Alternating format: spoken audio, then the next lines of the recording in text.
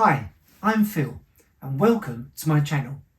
Now, if you're a regular visitor, then you would have seen that I've been fortunate enough to collaborate with Ducati London and test ride and review a few very awesome bikes, including the Street Fighter V4S, the Desert X, the Diavel 1260S and the Panigale V4S. Now, one bike that I was particularly keen to test ride was the Multistrada, but I didn't feel that a weekend around the country lanes of Essex would really do this bike justice. And then I had an idea. How about a weekend in Wales?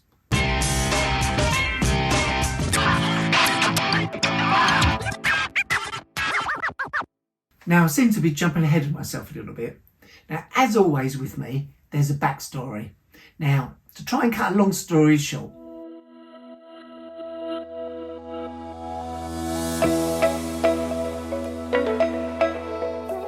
let's rewind to June 2022 and the world's largest female biker meet, where I met up with my Instagram friend Michelle, Lady Harley 883, for the first time in real life.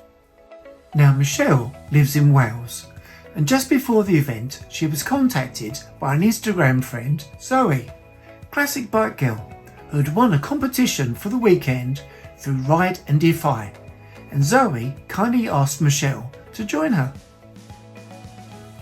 Now, although I was rushing around all day filming, I did get to spend some time chatting to Michelle and Zoe throughout the day, as well as making time for a quick photo shoot.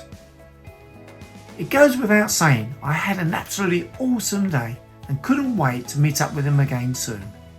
Now, fast forward to October, when I invited Michelle and Zoe to stay with me for a weekend of fun, bikes and creating content for Instagram. Zoe had recently won a competition that I was helping to promote on Instagram with Cyssan Watches, and she was keen to create a reel of her new watch, and of course I was keen to help. I also knew that Michelle had a crash helmet to collect not far from where I live. Now, I knew that this was no ordinary helmet, as I had been following her Instagram stories. It was her very first motorcycle helmet, and Dan at Custom Paint Unique Air gave it a new lease of life, spending an insane amount of time airbrushing a custom design which matches Michelle's tattoo. Now, go follow Michelle on Instagram to see how much work has gone into creating this airbrush design.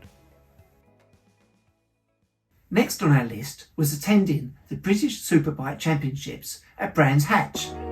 Now, I don't know about you, but I'm a big fan of BSB, and I couldn't wait to see if Brad Ray would actually clinch the title.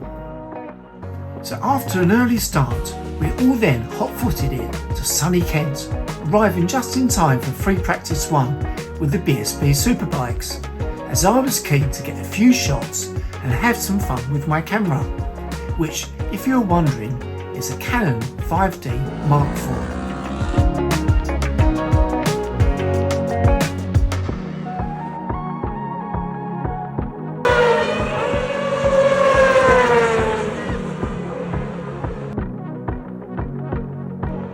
Now, Michelle had never been to a race meet before, and she loved every second of it, especially when we got to meet the BSB riders, including Peter Hickman, Brad Ray and Ryan Vickers.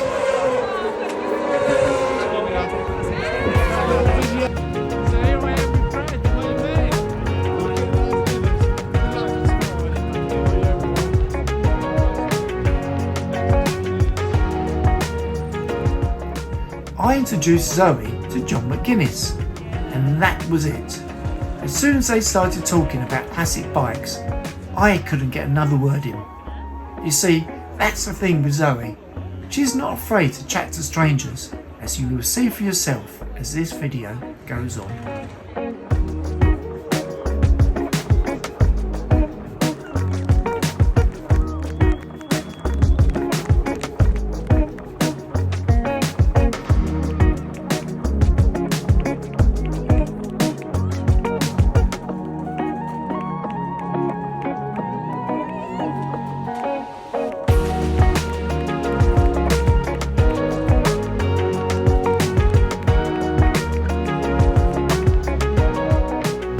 see, I had an absolute blast spending time with both of them and couldn't wait to see them again soon.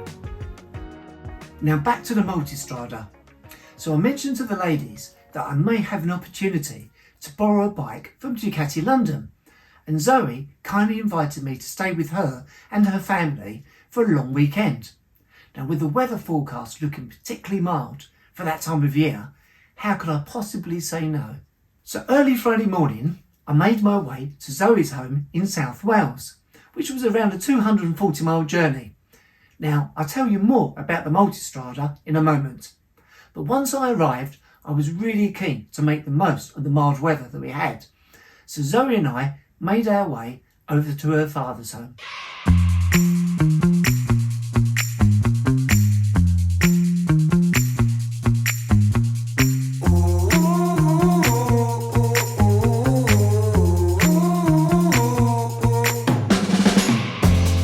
Now, as you can see, this is where Zoe gets her Instagram name from, Classic Bike Girl. As you will hear from Zoe later in this video, she grew up around bikes, and her dad was a keen bike builder and owns over 20 different classic bikes in different stages of build.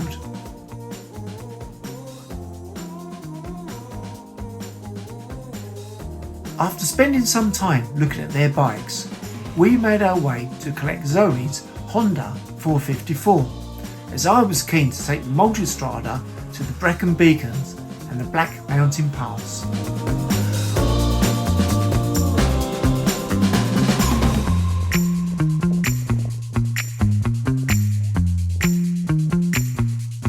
It turned out that this is right on Zoe's doorstep. I had researched a couple of locations which I thought would be fun to ride, and apparently this is a well-known area for auto journalists and a popular location for filming.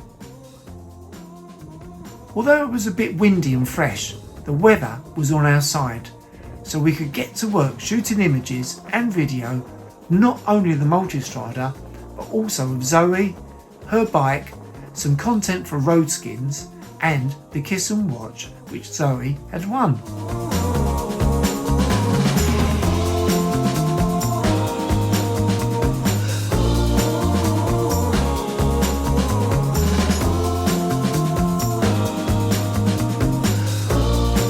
Now, I mentioned earlier Zoe talks to everyone.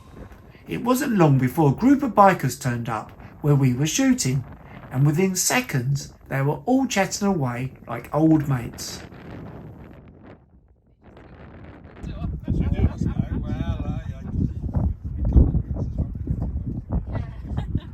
After shooting a few pics and capturing some video content, we made our way along the Black Mountain Pass so I could enjoy the ride on the Multistrada V4S.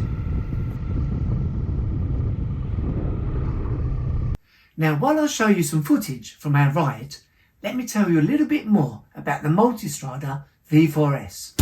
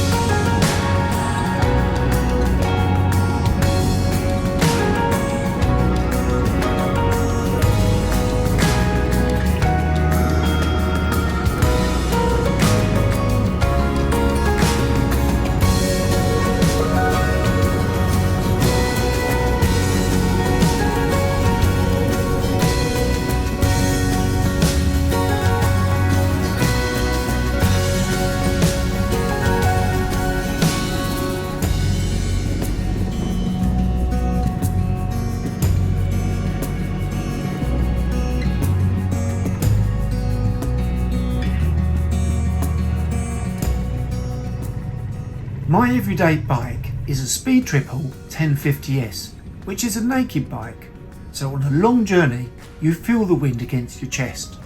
But of course, the Multistrada has an adjustable touring screen to keep the wind off you. As I mentioned earlier, my journey to Wales was around 4 hours, and the Multistrada made the trip incredibly comfortable. If I was just a couple of inches shorter, then I wouldn't have felt any wind against me thanks to the screen. But saying that, it was still really impressive keeping the wind off me. I only felt some buffing on my head and a little wind noise in my helmet, but if I tucked myself down just a fraction, it was perfect.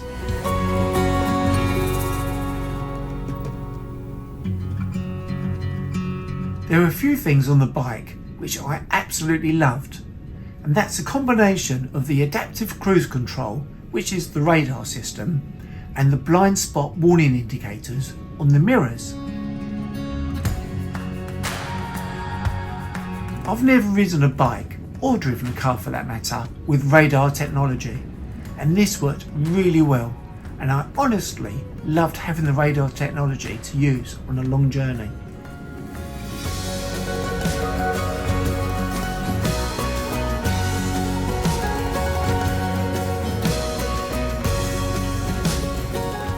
For the best part of my motorway riding, I just set the cruise control to about 70, adjusted the adaptive cruise control to long distance, which safely kept me 3 seconds behind the car in front, and then the 4 hours or so I spent on the M25 and M4 was just effortless. Amazingly enough, I only stopped once for a quick wee, when I arrived in Wales. Now, you may not think that this is an important detail, but us old blokes on naked bikes do notice these things. And I'm sure that the comfort of this bike had a lot to do with that, which is what you want if you're going on a touring holiday.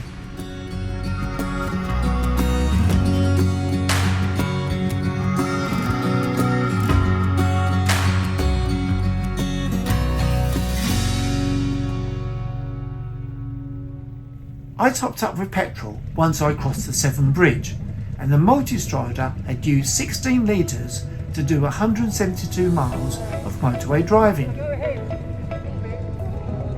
As you would imagine with Ducati, the bike comes with an easy to use switchable rider modes, which are urban, sport, enduro and touring. I didn't get to use enduro mode, but I did play with the other three. When you put the bike in sports mode and wind it up, it's unbelievable, and you can easily forget you are on an adventure bike. Although it's a V4S, the power output is not the same as on the Street Fighter or the Panigale, which is probably a good thing. Of course, all the rider modes are adjustable, although I didn't play around with these. You can change the engine braking, power output, traction and wheelie control, to name just a few adjustments that can be tweaked. I should really tell you that I tried to get the Ducati Connect working, which offers sat-nav through the TFT screen.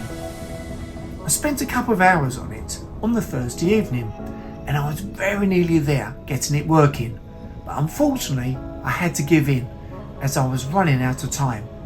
So I stuck my Garmin sat-nav in my pocket just in case I got lost. I have heard since that Ducati Connect is a little bit glitchy, which is a shame as I love the concept. Let me know in the comments if you use it and what your experience is. Now, this is a tall bike. The seat height is adjustable from 840mm to 860mm, and I found it perfect for me on the flat, but on an uneven surface or an incline I had to be really careful and make sure I dropped my bum to one side so I had a good stance when stopping. I have heard of so many people dropping adventure bikes because of how tall the bike is, and I certainly didn't want to do that. It is worth pointing out that if you set the suspension setup to auto, it adjusts the height of the bike according to your weight, which is very cool. Now, I tried a few different suspension settings, and whatever suspension mode I was in, it was really smooth.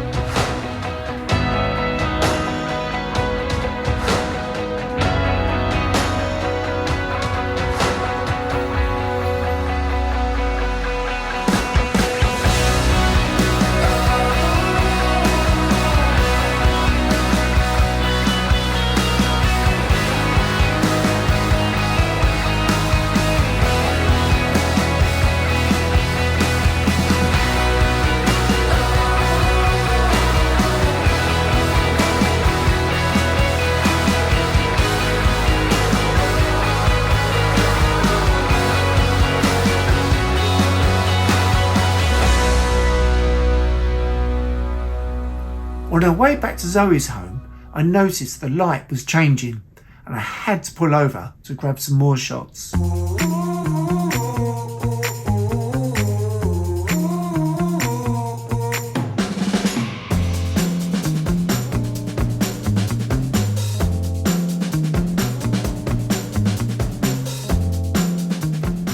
Unfortunately, Ducati London didn't have a top box or panniers, so I strapped my old faithful Oxford T30R tail bag, and I really didn't want to keep taking it on and off the bike every time we stopped to take photos. But it still looks good and it worked really well.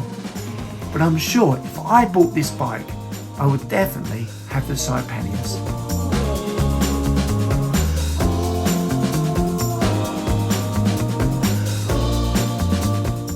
That evening we met up with Michelle and a friend for a lovely meal and time together. But that's another story just for us.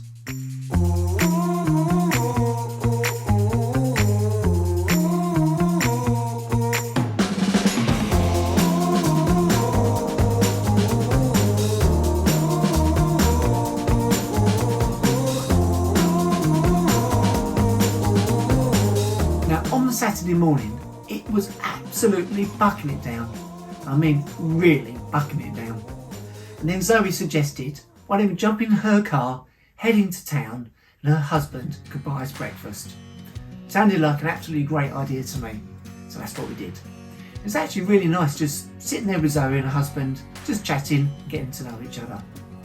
The rain didn't ease off all day, so we just chilled until late afternoon when we made our way to go and collect Michelle for evening dinner. Now on the way there, Zoe took me to an amazing viewpoint where you could actually see parts of Devon in the distance. I then had the idea to have an impromptu photo shoot to create a few images which Zoe and Cyssan Watches could use.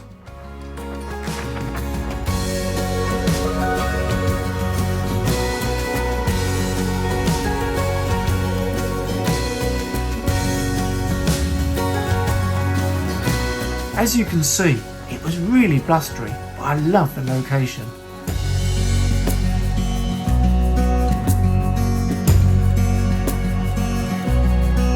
We then collected her ladyship, and after little stops to see some sights, we made our way out for a lovely steak dinner, which for me doesn't happen very often.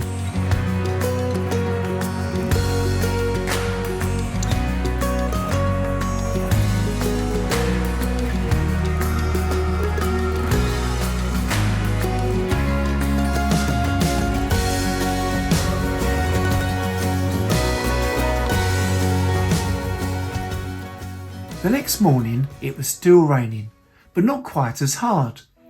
But whatever the weather, I was keen to ride.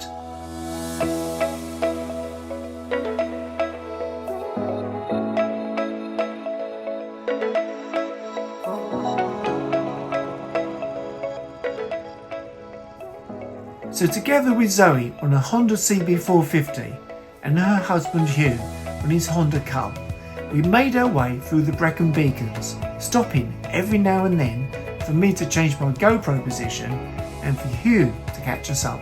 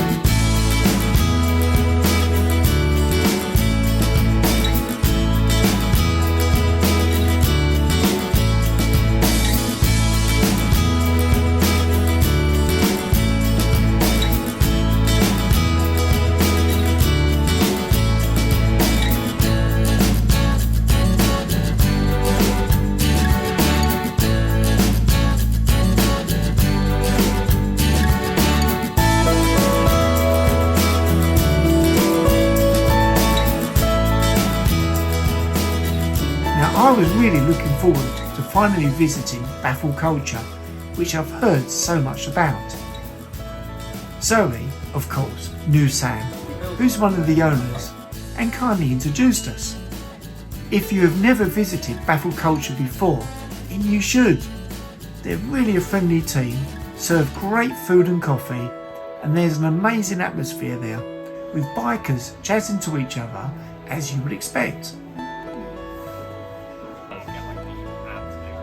I'm just a little disappointed that there isn't a venue like this in Essex, as I'm sure it would be extremely popular. Oh yeah.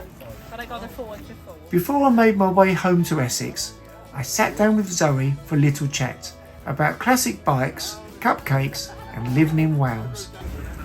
So Zoe, tell me a little bit about yourself and all about living in Wales and all your bike culture.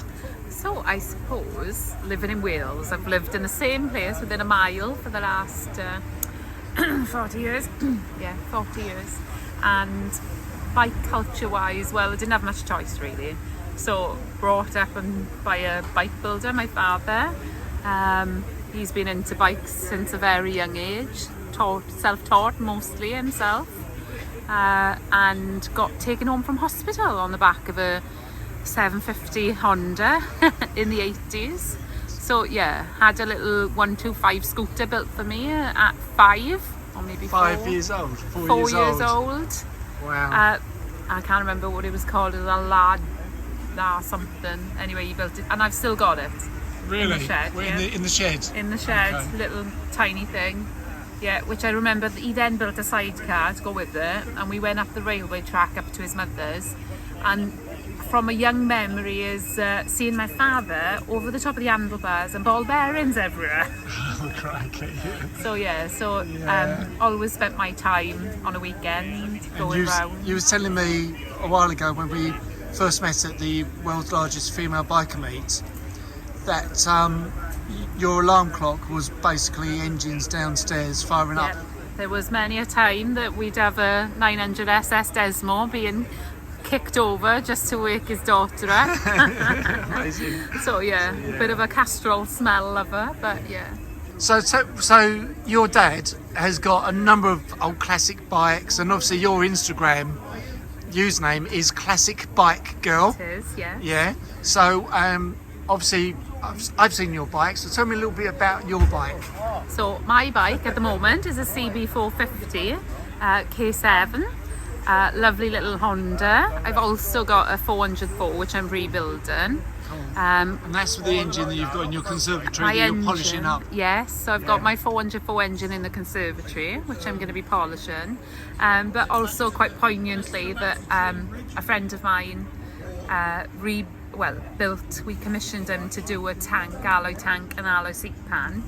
Mark Burslow for Tab Classics, and he was an extremely good alloy welder and also a racer. Yeah. Appropriate that somebody starts their bike, as I mentioned his name. And we lost him in the TT this year, but he's sad, but he died doing what he loved. And exactly. I think his father and Colin, who's friendly with my father, all can respect that, isn't it? And go from there. But so that the 404 is a bit of a homage now. It's going to be gonna have to do it really good just to keep it on the road so that Mark could be proud. Yeah, definitely. So tell me a little bit about what it's like living in Wales and all the scenery around you. I think being brought up on the back of a bike and spending most of your summer and spring going around North Wales, South Wales, all the castles, doing all the runs, vintage runs in the week, I became rather blasé to scenery. We just ride it and we don't appreciate what we've got. And until like bringing you and taking you up the Black Mountain Pass, like you said, it's just a piece of tarmac for me. Sometimes you forget to look around. But you look at the road ahead of you, don't you? Yeah. You don't always kind of look left and right. And I think as well, it's just so easy. You just get used to it, don't you? Yeah, for sure. I think we all do that as well. But you do certainly appreciate what you have got around you though, don't you? Yeah, and just, you know, from being a mother, seeing like my children grow up in that area, all right, we might not have the logistical connections and, you know, all the amenities, but we've got such an amazing outdoor space for possibly anything you could wish to do for. Yeah. From mountain walking, you know, all within 4 miles as well. Yeah. So that's great. So I know, because I've had the pleasure of having some of your cupcakes. So you also, what else do you, tell everyone what you do. So I also have a business called Velvet Cakery. I'm a wedding cake maker. Started off just self-taught after children, and it just went from there really. Yeah. So I then made cakes for royalty, yeah, for the birth of baby George. Wow. Prince Charles and Camilla, yeah, no, the king, I should say now. He's not prince anymore. yeah. Yeah. So yeah, that sounds So even better. yeah. So and they are amazing, absolutely amazing. But also, so you make cakes, and also tell me about engines. Engines, yeah. So from a young age, I'd always be nagging my father, only child, a little girl, in a dress covered in oil, rebuilding little engines. He had a Bantam, which I loved, and still love Bantams. I had a BSA Bantam, Yeah. 175, my first bike with a clutch when I was very young. Everybody loves a Bantam. You can't go wrong with a Bantam. And I remember sort of trying to put the engine back together with him. And then we used to have a game when Classic Bike magazine would come through the door. You'd pick one up and he'd just cover the bike and show me the forks and the front hub and be like, "What's that? What's this?" So I'm all right. I won't say Yeah. I'm good, because then when I go back, you'll be going, "Did you say you're good? What's this?" Yeah, I know. When I met him the other day, a couple of days ago, he was testing you on capacitors, wasn't he? And He was capacitors, and then he had me the other day going, "Look at this engine," and I was like, "Oh, that's really long," and it was a Panther. So I was like, "All right, okay." So yeah, 60 years of knowledge. I think he's like, you know, yeah. I need to plug him in so I can download his brain work. Yeah. Well, I've had an absolutely awesome weekend come up and stand with you, and I can't thank you enough for having me. It's been brilliant to see kind of your world. And we've really loved having you too. Thank you. And it's just a shame that our darling friend Michelle, Lady Harley, Yeah. can't be with us today because Yeah. she's got to work, but Yeah. she's here in spirit. She certainly is, yeah. And we've had the pleasure of kind of going out and socialising with her couple of evenings, haven't we? We have, and we've got an event coming up in 3 weeks. So Yeah, we'll Motorcycle Live. Motorcycle Live up there, Yeah, so so- we'll catch up there as well. Yeah, this video may be way after that because I'm a bit behind, as you know, because same problem that Lady Harley, Michelle, has got. Yeah. I've got a new laptop, haven't I? Yeah. And I've gone from Premiere Cut Pro to Final Cut Pro. So it's a bit of a learning curve, and I've got a little bit of backlog, but yeah. The joys of Max. Yay! It's all fun, it's all good. But thank you so much, Zoe, it's been absolutely awesome. No, thank you, Yeah. Phil. Take care. Bye, everybody. Bye. So that was the end of my weekend in Wales. Now thank you so much to Zoe, Hugh and her family for having me, and of course to Michelle for wanting to hang out with us. It was now time for my journey home, and fortunately, because we visited Baffle Culture, we were a lot closer to the M4, which meant a shorter journey for me.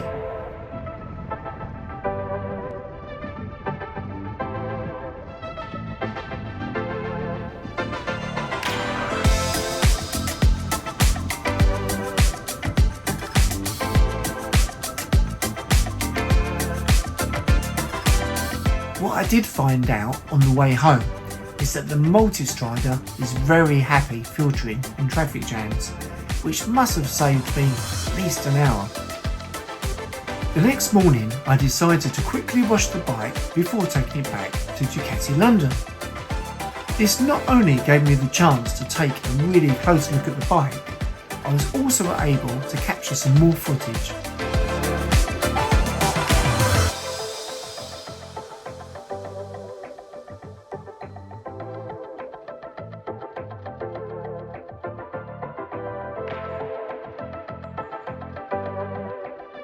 Now, I did actually put the bike in sports mode and have a little play around with that on my journey back to London. Well, it would be rude not to, wouldn't it?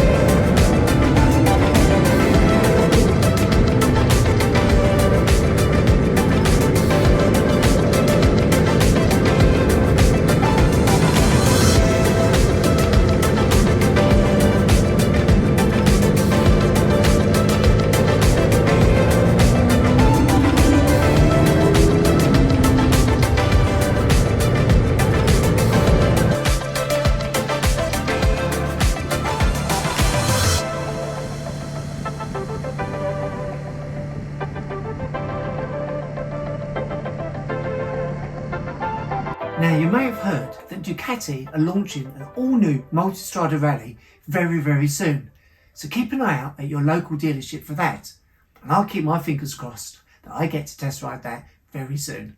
Now, if you've got a Multistrada, and especially if you've been touring on that bike, I'd love to know what you think of it. So, as always, thanks for watching guys, stay safe and I hope to see you soon. Subscribe, like and comment.